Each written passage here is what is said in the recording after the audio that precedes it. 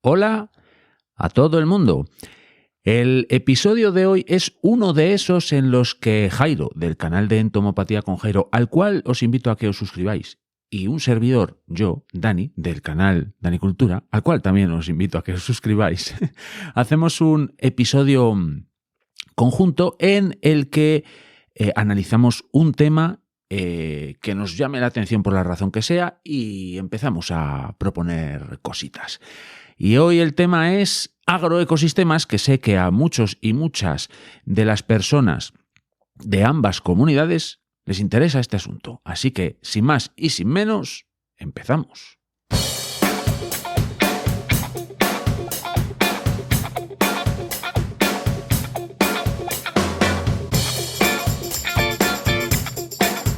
Hola a todo el mundo, bienvenido, bienvenida a Dani Cultura.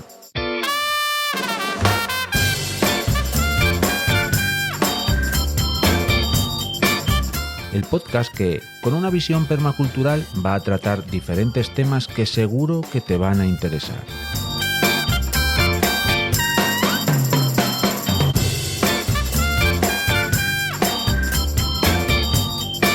El proyecto nace en un canal de YouTube del mismo nombre. Te invito a que te suscribas.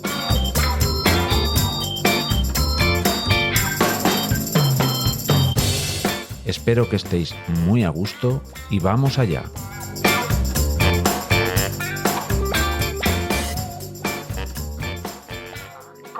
Sí, mi amor. Había dos mundos totalmente distintos. Mientras mi madre limpiaba platos sucios en Rockaway, Irene y Roger tomaban su elegante desayuno en antena en su fastuosa casa de Manhattan, hablando maravillosamente de las personas y lugares en los que nosotros solo podíamos soñar. Querido. Mañana por la mañana les contaremos todos los detalles y también les hablaremos de la nueva obra de Mozart que, según dicen, es divina. Somos Irene Draper Y Roger Daly. Les invitamos a desayunar con nosotros mañana por la mañana y cada mañana y les deseamos un día delicioso. Una cosa que siempre me llamó la atención de Jairo era cómo se refería a todo su entorno agrícola como agroecosistema. Gracias a ese término, me da la sensación de que agricultura y naturaleza pueden llegar a un entendimiento, escapando de ese término tan devastador, al menos para mí, de agricultura industrial. Porque eso de industrial elimina toda interrelación con la naturaleza y creo que precisamente la agricultura no se puede permitir el lujo de separarse de la naturaleza por muchos motivos. De hecho, creo que al referirnos a agroecosistema estamos abarcando mucho más.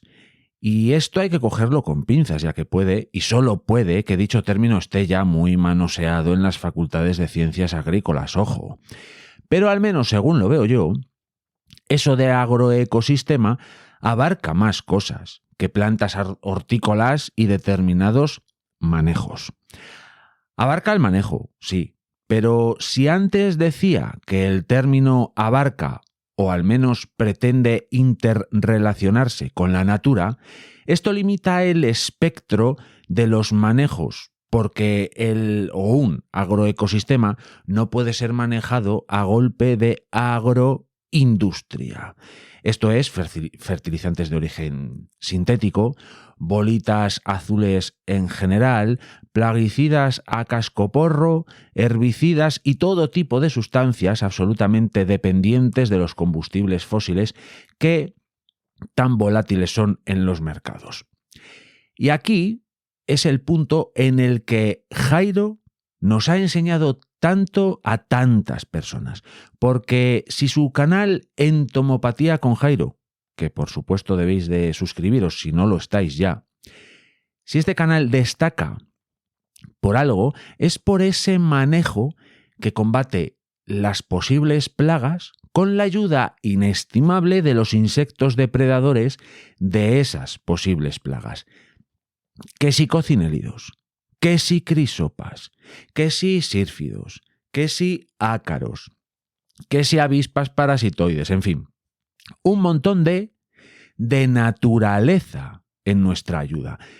Y luego nosotras, las personas, ¿Cómo se lo pagamos a la natura? Pues de la peor manera, aunque eso nos daría para mucha conversación que ahora no viene al caso. La cuestión es que Jairo nos muestra cómo la naturaleza permea su agroecosistema, pero no solo con la lucha biológica que él predica. No solo. También Jairo nos habla de los abonos verdes y de cómo las plantas, muy lejos de competir entre ellas, pueden cooperar y convertirse en una ayuda unas para otras. Leguminosas que enriquecen el suelo, brásicas que descompactan, controlan nemátodos y aportan materia orgánica, plantas que precisamente atraen insectos beneficiosos para el agroecosistema. La cuestión aquí, y eso es lo que quiero destacar y que se vea claro, es que en el agroecosistema que maneja Jairo, la naturaleza está entrevetada constantemente. El agroecosistema está conviviendo con el medio natural, no suponiendo un problema. Y esto debería de ser paradigma, ya no solo de los manejos hortícolas en general, sino de las actividades de la especie humana. Pero no solo, en mi opinión, un agroecosistema se refiere a plantas y manejo. También creo que nos podemos referir a otro aspecto, como es el de la distribución de los productos que se producen en dichos agroecosistemas. Y aquí podemos referirnos a las cadenas de suministro y lo largas que pueden llegar a ser. Y volvemos a lo mismo. Si queremos que un agroecosistema esté del lado de la natura y esté del lado de favorecer la vida, pues en este caso quizás no podemos permitir unas cadenas de suministro excesivamente largas. Según lo veo yo, unas cadenas de suministro excesivamente largas hacen que en alguna parte de las mismas se genere un empobrecimiento en favor, precisamente, de otra parte de dicha cadena de suministro. Si las cadenas de suministro son lo más corto posible, estas relaciones entre las partes del sistema son más fuertes. No se genera tanta desigualdad entre productores intermediarios y consumidores y consumidoras finales. Llevando esto al extremo, si un productor o una productora de, qué sé yo, huevos, por ejemplo, vende en un mercado local su producto, la desigualdad entre productor y consumidor es muy poca, por no decir que no existe desigualdad.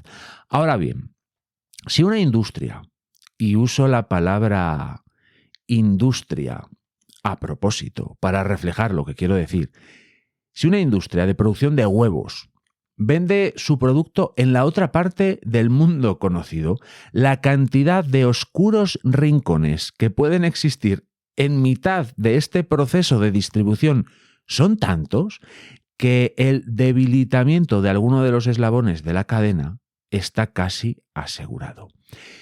Pero quizás podemos hablar también de un volumen de producción sostenible y racional.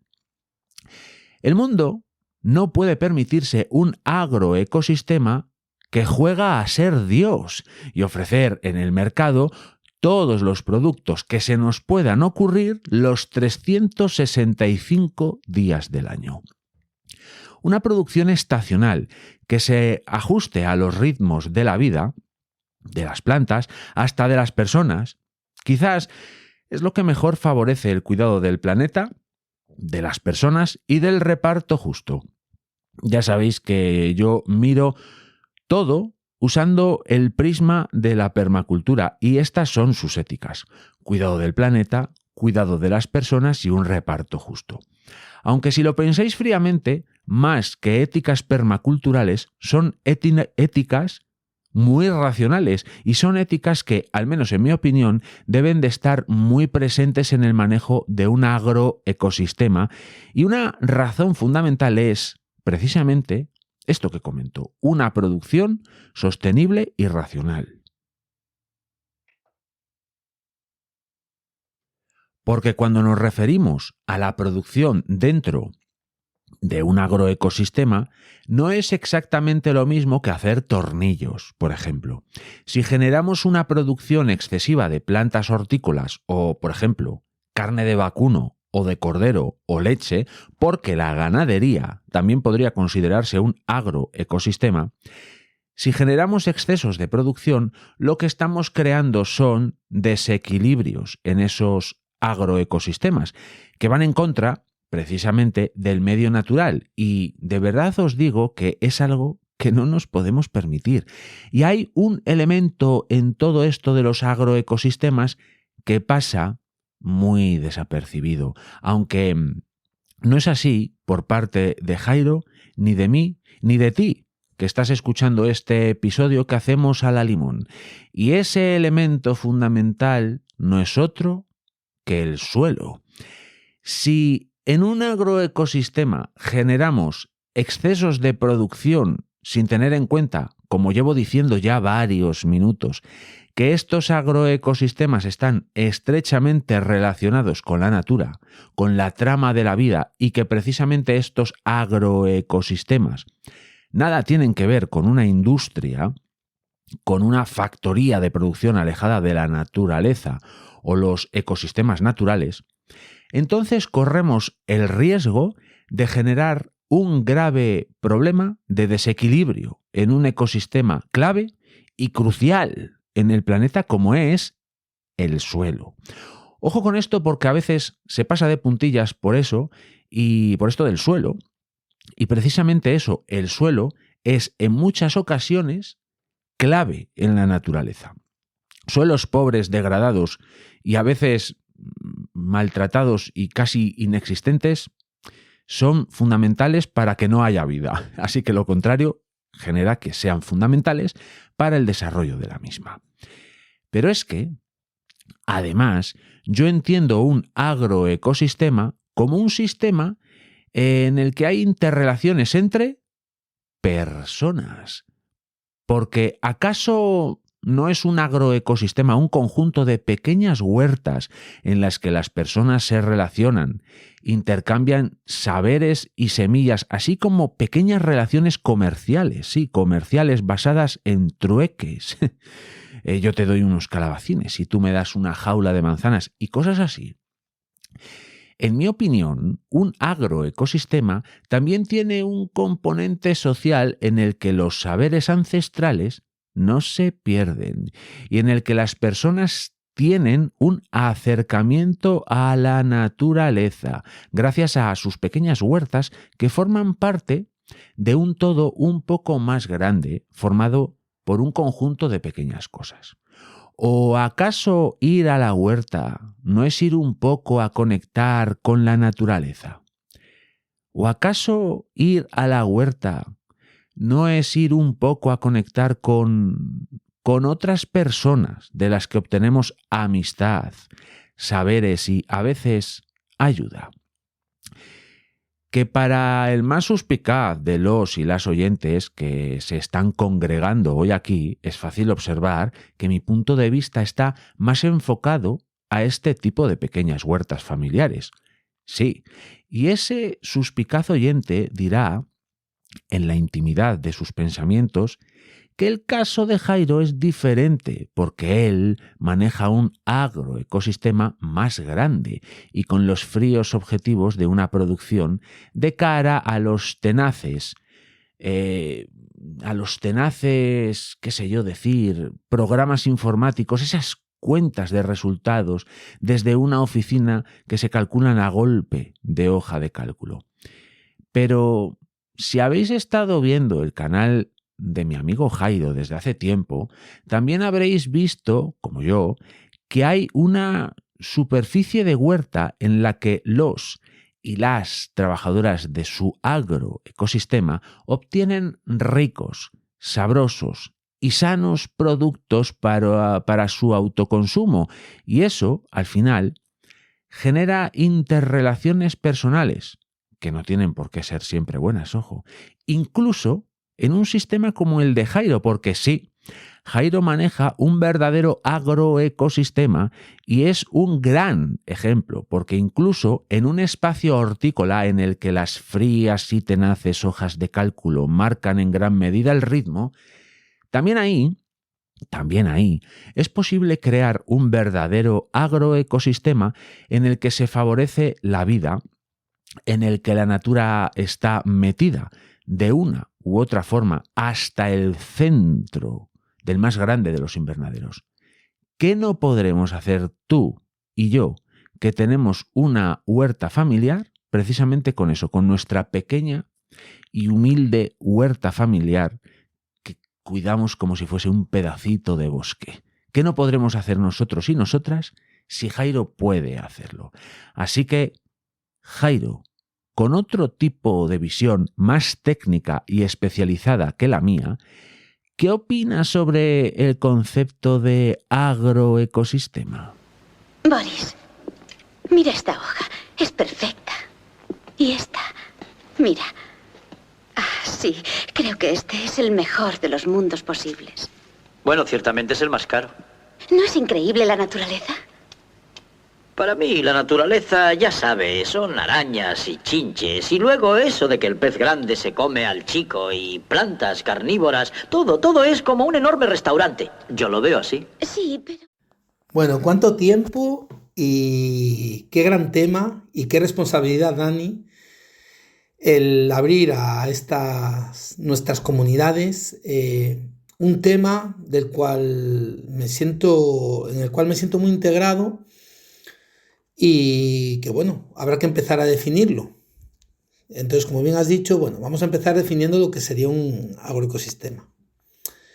Y al final es que, bueno, un agroecosistema es un ecosistema modificado por la acción humana para básicamente pues, producir alimentos y otro tipo de materias primas. Bueno, combina lo que sería pues, una serie de componentes bióticos, componentes vivos, como serían pues vegetales, como serían los cultivos, animales, como sería el ganado, y bueno, otras cocinas que no vemos, como son los microorganismos, los insectos, que son más complicadas de ver. Y otro tipo de factores, como serían los abióticos, los factores no vivos, que a mí no me gusta llamarles no vivos, porque al final pienso que el suelo, el agua y el clima nos genera mucha vida, sobre todo en el suelo hay un montón de vida, como bien sabéis, y bueno, ya sabéis que el agua genera vida, lo mismo que el clima también genera vida. Y bueno, todos estos factores bióticos y abióticos interactúan con el manejo humano y buscan pues ser eso, más sostenibles, ser productivos y estables en el tiempo. Eso sería una definición de agroecosistema. El unir estos dos tipos de factores, bióticos, abióticos, y con nuestro manejo pues obtener pues unos recursos. Si hablamos de las características o los componentes de lo que es el agroecosistema, claro, por supuesto, como os he dicho anteriormente, tenemos la intervención humana, porque al final un agroecosistema es un ecosistema intervenido pues, para fines económicos y de subsistencia, donde el ser humano pues decide cómo y cuándo producir. Vamos, como cualquier tipo de sistema agrario-ganadero actual. Y bueno, dentro de esto, pues lo que incluiremos pues los cultivos. Podemos hablar de un cultivo solo, si hablamos de un monocultivo, o de varios cultivos, si hablamos de policultivo. También incluiremos pues, lo que serían nuestros animales, la ganadería, incluiremos pues, toda la vida que hay en el suelo y por supuesto los recursos naturales, como sería el agua y la energía del sol, tan necesaria pues, para realizar funciones como la fotosintética, por ejemplo.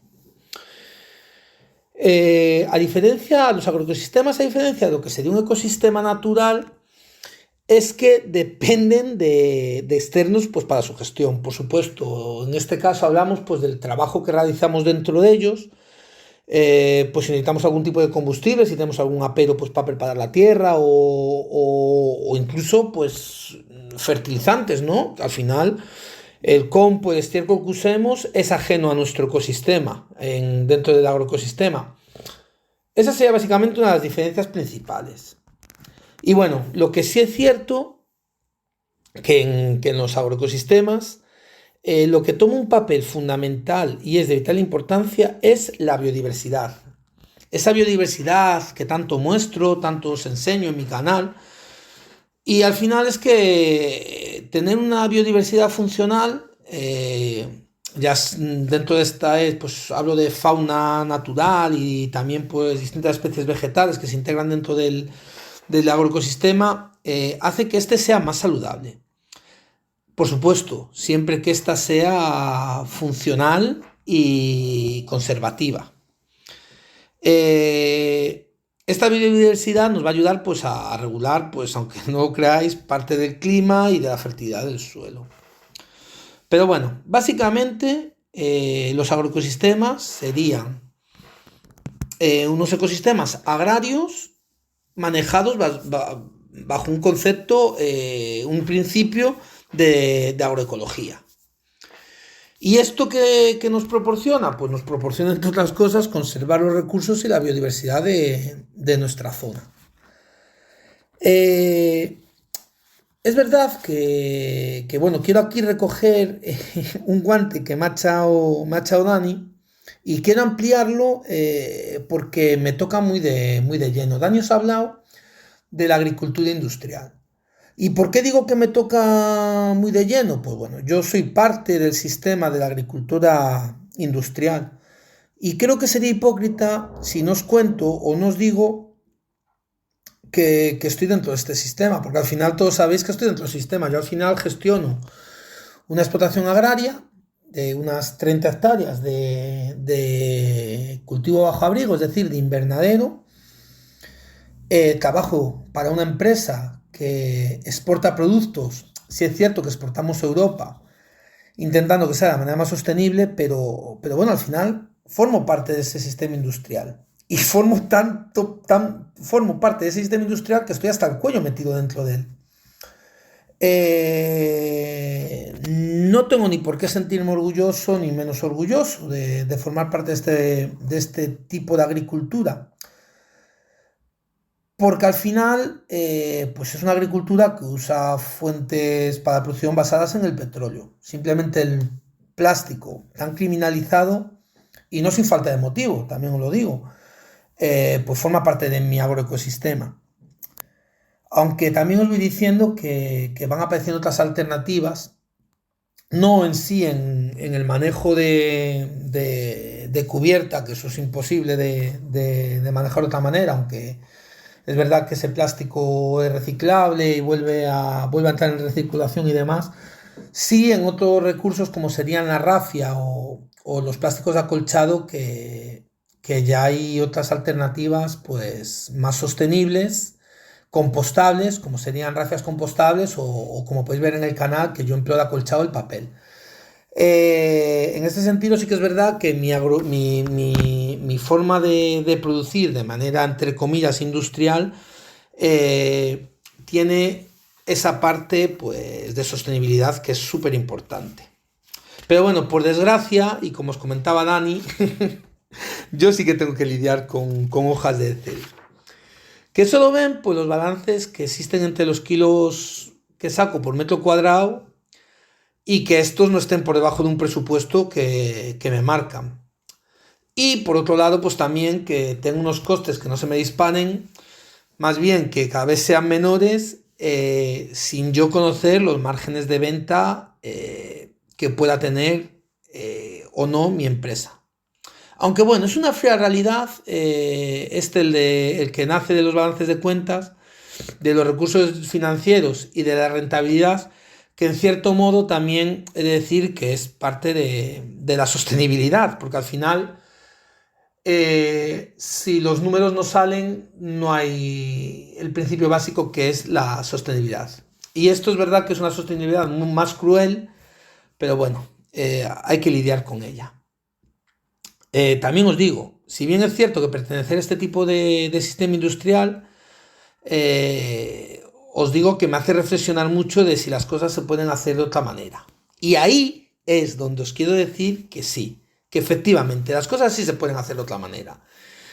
Y la manera de hacer una agricultura industrial, por desgracia o por suerte, necesaria pues para alimentar a las personas, porque también tienes que tener en cuenta, cada día la gente vive más en ciudades de hormigón y menos en pueblecitos rodeados de caminos y de bosques. Entonces, claro, no todo el mundo tiene acceso a estos alimentos de primera línea, como yo les llamo yo, de primera calidad, que son los productos hortícolas. Y claro, al final un sistema es necesario, aunque debe ser un sistema, pues, desde mi punto de vista ético. Y en lo personal, a mí lo que me ha hecho ver las cosas de otra manera ha sido el haber entrado a trabajar en un método de producción como es la biodinámica, que es una manera de hacer las cosas pues diferente. Poca gente conoce este tipo de modelo agrario, este tipo de modelo agrícola, y los que lo conocen solo se quedan en su parte mística. Eso de que solo estamos pensando en enterrar cuernos, de que hacemos una especie de preparados homeopáticos y con eso ya nos libramos de las plagas y las enfermedades, o en cambio que nos pasamos mirando la luna todos los días para que ésta nos diga cuándo y cómo debemos de hacer las cosas. Bueno, siento deciros, no más lejos de la realidad, que bueno, esto es lo que suele la gente pensar cuando no conoce del todo en qué consiste este método de producción agrícola como es la biodinámica. Bueno, para mí la biodinámica es algo más. Lleva una ética productiva muy interesante detrás. La primera es la de apartarse de la química de síntesis. Esa que antaño, tras las grandes guerras, ayudó a un aumento de producción y en cierto modo también ayuda a paliar la hambruna, pero que también ha ido creando y generando una dependencia artificial de las plantas, que al final lo que hace es generar unas necesidades que cada vez están más desconectadas con la realidad de lo que es la interrelación entre el suelo, planta e insectos. La segunda para mí viene dada también por esto mismo. La biodinámica pone como punto de partida el mejorar y mantener la fertilidad de los suelos de una forma orgánica, de una forma natural. Para ello es importante que estemos ligados a un concepto que es el concepto de organismo granja. En él estarían, por supuesto, las plantas, estarían también los animales que estarían dentro de esta granja y, por supuesto, las personas, que para mí son lo más importante en el sistema. Este organismo, lo que hará el organismo granja, hará que interactúen en cierta manera todos estos recursos que os he comentado, que los tenemos a mano, y estos recursos serán empleados pues, para mejorar nuestro sistema y que en este seamos lo mínimamente dependientes de terceros. Básicamente esto sería un yo me lo guiso, yo me lo como, para que me entendáis. Y nunca mejor dicho, porque qué mejor que usar el propio estiércol, el propio compost que nosotros colocamos en nuestra explotación. En mi caso también usar el vermicompost, porque tenemos nuestra ganadería de lombrices. El alimentar con nuestros destríos esos productos que no dan la calidad del cruel mercado, emplear esos productos pues, para alimentar a los animales que tenemos dentro de nuestra explotación. Y así que el círculo sea un círculo real. No quiero meterme en cosas más complejas porque evidentemente yo también pues, hago mis fertilizantes con mis extractos de ortiga, mis extractos de tomate, pero bueno, creo que eso no viene a cuento. Pero bueno, podemos poner que en los lixiviados de las lombrices ya tenemos un fertilizante generado por nosotros mismos dentro de nuestra explotación y no tendríamos que comprar pues esos productos que tanto nos venden de humus, ácidos húmicos, casi todos de ellos pasteurizados sin carga microbiana óptima para emplear en nuestro agroecosistema. En fin, en este organismo granja también aparece algo de lo cual os muestro en mi canal y insisto continuamente en intentar enseñaros en cada vídeo un poco más de él, que es el control biológico. que no se trata más que de cuidar y de dar a los habitantes de nuestro agroecosistema alimento y refugio, en forma de lo que tienen ya a mano, especies vegetales pues autóctonas. Básicamente es fijarnos en lo que nos rodea y ponerlo en práctica, potenciándolo y también intentando romper ese color monocromático que nos dan los monocultivos. Evitar esa agricultura industrial monocromática de la que nos hablaba Dani es fundamental. ¿Y eso con qué se hace? Pues por supuesto con la biodiversidad. Quizás si viéramos desde la perspectiva industrial o gran producción la agricultura como un agroecosistema que sume y conserve, podríamos tener un mundo mejor. Y se puede hacer, claramente se puede hacer.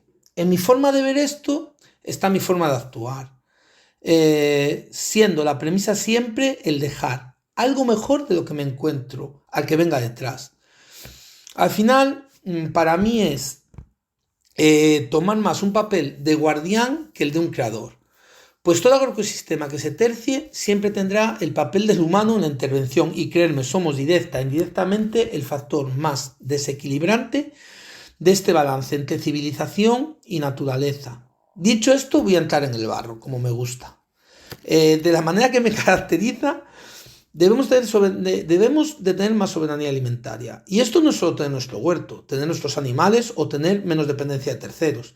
Tenemos que tener mucha conciencia y desde nuestra humilde posición de consumidor, saber que para combatir las despoblaciones, los modelos agrícolas intensivos, el consumo de productos menos saludables y respetuosos, tenemos que poner en valor los métodos de producción.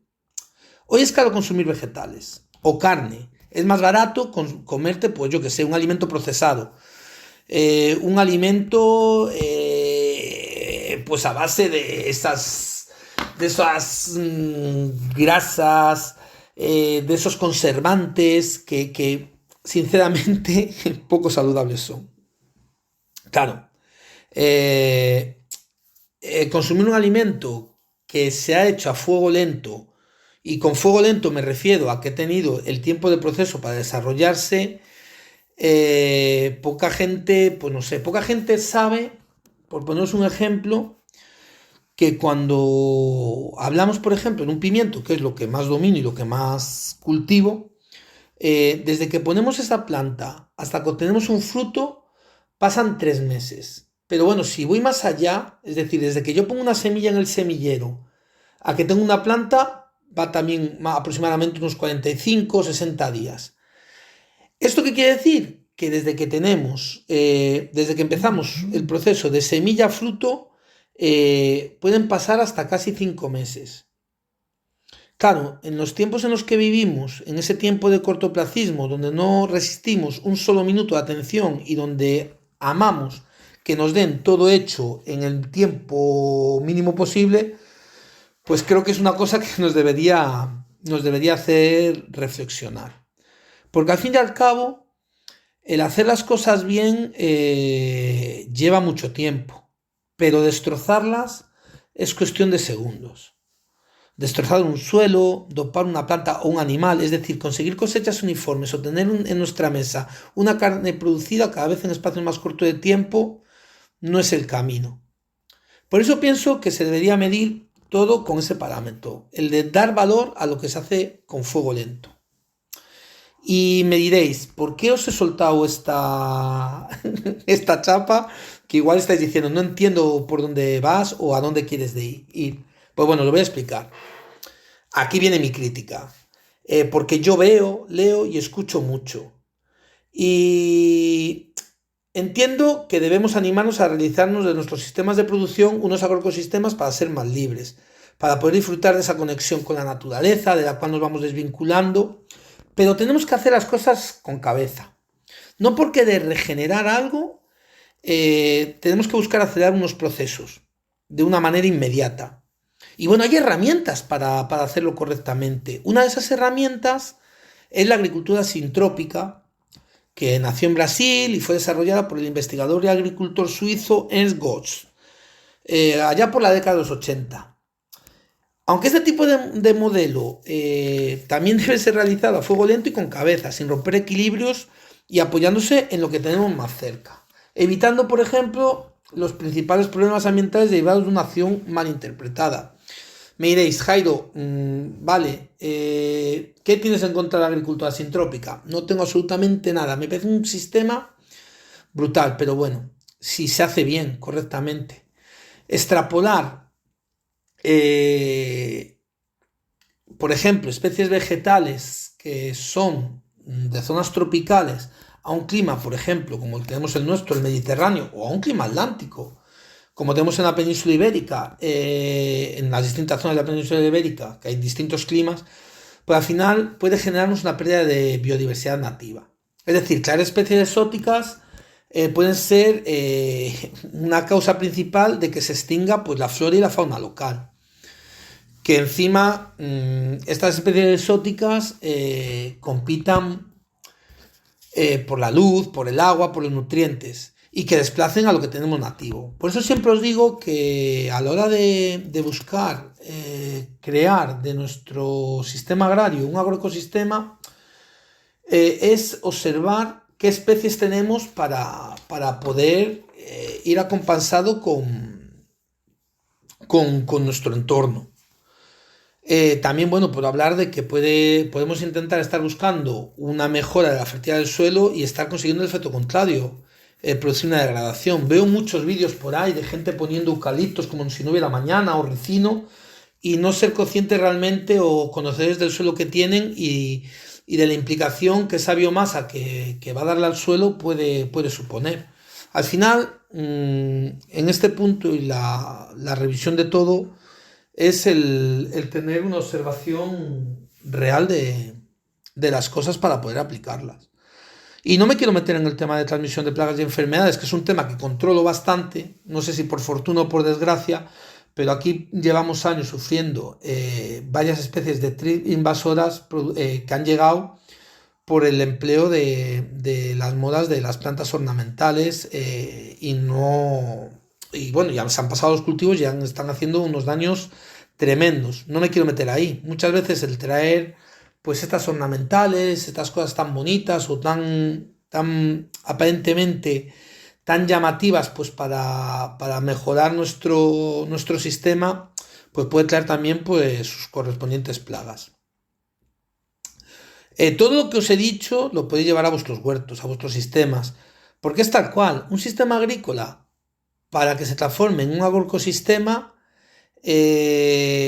debería fusionar lo que encuentra en el entorno, en nuestro entorno más cercano, es decir, en el ecosistema más cercano. Y aquí tenemos grandes ejemplos en la península ibérica. Por ejemplo, el ejemplo de las dehesas es una clara simbiosis entre un ecosistema y un tipo de explotación, por ejemplo, la ganadera. Al final se retroalimenta uno del otro y se respeta, se conserva y eso es lo que debemos valorar, la importancia de que hagamos de estos sistemas agrarios parte de la solución. Y bueno, creo que para despedirme y después de hacer esta llamada a vuestras conciencias, solo puedo decir que sigáis conectando con vuestra huerta, que sigáis conectando con lo que os rodea y que sigáis alimentando de salud vuestros cuerpos y vuestras mentes. Como aquí hace Dani en su comunidad, que al final intentamos eso un poco, ¿no? Compartir conocimientos, observaciones y sobre todo conectar con la naturaleza y ser respetuoso con ella para que ésta perdure.